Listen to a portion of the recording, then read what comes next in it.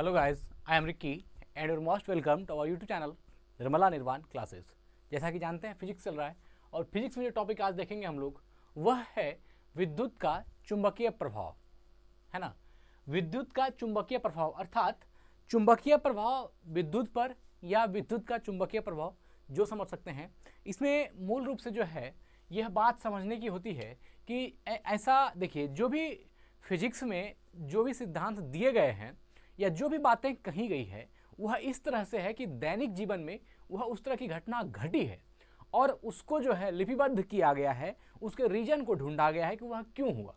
अब एक बात समझिए, एक फल जो है पेड़ से गिरता है तो वह क्यों नीचे गिरता है, वह ऊपर क्यों नहीं जाता, इस बात से ग्रेविटेशन की खोज की।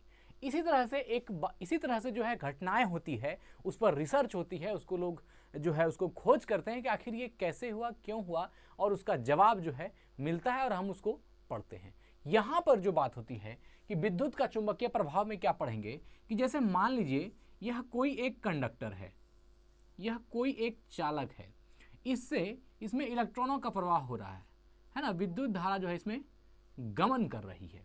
तो देखा गया कि जब ऐसा चालक कहीं पर है और इसके चारों ओर अगर किसी चुंबकीय सुई को, है ना, कोई मैग्नेट की सुई को जब इसके आसपास में लाई जाती है, नॉर्थ पोल साउथ पोल हम कर देते हैं, यह एक मैग्नेट की सुई है ना। इसके जब इसको इस धारावाही तार के करीब लाया जाता है तो इसमें कुछ हलचल होती है। जैसे मान लीजिए हम एक बात करते हैं, यह एक कंडक्टर है, समझिएगा हम क्या बताना चाह रहे हैं। यह एक कंडक्टर है, यह कंडक्टर, इसमें अभी करंट हमने नहीं दिया है, करंट नहीं दिया है, तो यह जो कंपास सुई है ये यहाँ पर पड़ी हुई है जो मैग्नेट की है। अब हमने क्या किया, इसमें लाइट दे दिया, इसमें हमने बिजली को दे दी, ठीक है ना, इसमें हमने करंट दे दिया। तो जैसे ही आप करंट दीजिएगा तो कुछ हलचल जो है इस मैग्नेट की सुई में होती है, कुछ हलचल इसमें होती है। तो इससे यह बात तो साफ जाहिर था कि जब कंडक्टर में करंट नहीं था तो इसमें कोई हलचल नहीं थी, लेकिन जब इसमें हम लोग करंट दिए तो इसमें हलचल क्यों हुआ। बात सोचने वाली है कि जब इसमें करंट दिए तो इसमें हलचल क्यों हुआ। तो इससे जो है इस पर प्रयोग करना शुरू हुआ, इस पर जो है वैज्ञानिकों ने रिसर्च करना शुरू किया और पाया कि यह जो करंट है यह इसके चारों ओर एक मैग्नेटिक फील्ड बनती है ना, एक चुंबकीय क्षेत्र बनता है जब इसमें करंट की प्रवाह होती है। तो उसी से जो है यह बात आई कि विद्युत का चुंबकीय प्रभाव अर्थात जो विद्युत है उसका चुंबकीय प्रभाव भी होता है। तो देखिए क्या कहा, जब भी किसी चालक से विद्युत धारा का प्रवाह होता है तो चालक के चारों ओर एक चुंबकीय क्षेत्र उत्पन्न हो जाता है। कहा, जब कंडक्टर में कोई धारा प्रवाहित होती है, कोई करंट उसमें जाता है तो उसके चारों ओर जो है, उस चालक के चारों ओर एक चुंबकीय क्षेत्र बनता है, एक मैग्नेटिक फील्ड उत्पन्न होता है या एक क्षेत्र बनता है। अगर यह क्षेत्र नहीं बनता है, अगर मैग्नेटिक फील्ड नहीं बनती है तो फिर ये जो चुंबक की सुई है इस पर इफेक्ट क्यों पड़ता है, करंट देने के बाद ही पड़ता है। करंट जब हम बंद कर लेते हैं तो इस पर कोई असर नहीं होता, लेकिन जैसे ही करंट देते हैं तो इसमें असर होता है। तो इसी असर से यह बात साफ होती है कि विद्युत में जो है जिस कंडक्टर से विद्युत हम प्रवाहित कर रहे हैं उसके चारों ओर कोई ना कोई ऐसी एरिया तो बनती है विद्युत देने के बाद जो कि कंपास सुई को कुछ ना कुछ इस पर असर करती है। तो उसी एरिया को नाम दिया गया चुंबकीय क्षेत्र। अर्थात कि अगर कोई कंडक्टर है तो इसमें जब करंट दी जाएगी तो इसके चारों ओर जो है एक विद्युत क्षेत्र, एक मैग्नेटिक फील्ड जो है बनेंगे और वह बनता है जिससे कि कंपास सुई में असर होती है। तो जब भी किसी चालक से विद्युत धारा का प्रवाह होता है तो चालक के चारों ओर एक चुंबकीय क्षेत्र, एक मैग्नेटिक फील्ड जो है वह उत्पन्न हो जाता है। यह बात तो ठीक है। सन 1812 ईस्वी में कोपेनहेगन निवासी ऑर्स्टेड एक वैज्ञानिक हुए, आप जानते हैं इसका नाम आपने सुना होगा।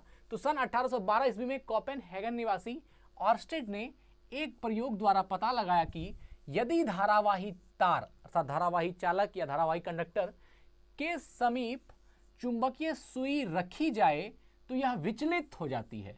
मतलब अगर कंडक्टर के समीप अगर कोई कंडक्टर है और इसमें हमने विद्युत धारा को प्रवाहित कर दी है तो इसके समीप में अगर किसी भी हम कोई भी मैग्नेटिक चीज को लाएंगे, है ना, इसके समीप में अगर किसी भी, है ना, चुंबकीय सुई को रखेंगे तो वह विचलित होगी।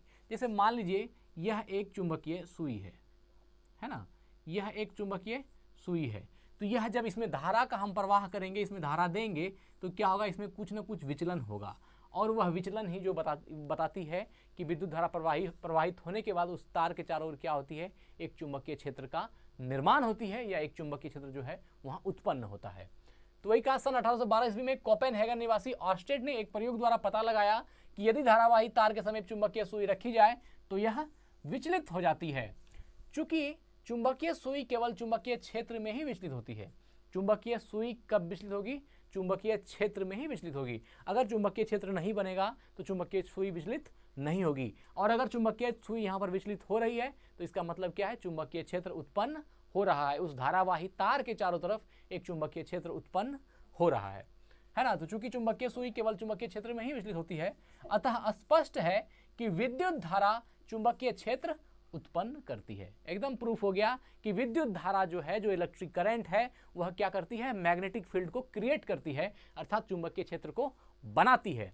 अगर नहीं बनाती तो जो चुंबकीय सुई है वह विचलित नहीं होती। इसे ही विद्युत का चुंबकीय प्रभाव कहते हैं। इसको क्या बोलते हैं, विद्युत का चुंबकीय प्रभाव कहते हैं। इसी को क्या कहते हैं, विद्युत का चुंबकीय प्रभाव कहते हैं। तो हमको लगता है कि बात आपको समझ में आ गई होगी, चुंबकीय प्रभाव क्या होता है। जब किसी कंडक्टर में हम करंट देते हैं तो उसके चारों ओर जो है एक मैग्नेटिक फील्ड बनता है, एक चुंबकीय क्षेत्र बनता है। तो आज की जो टॉपिक थी, इसका यही उद्देश्य था कि आप समझें कि विद्युत का चुंबकीय प्रभाव किस तरह होता है। तो आज वीडियो को यहीं एंड करते हैं, मिलते हैं अगली वीडियो में। धन्यवाद, स्वस्थ रहें, अपना ख्याल रखें, जय हिंद।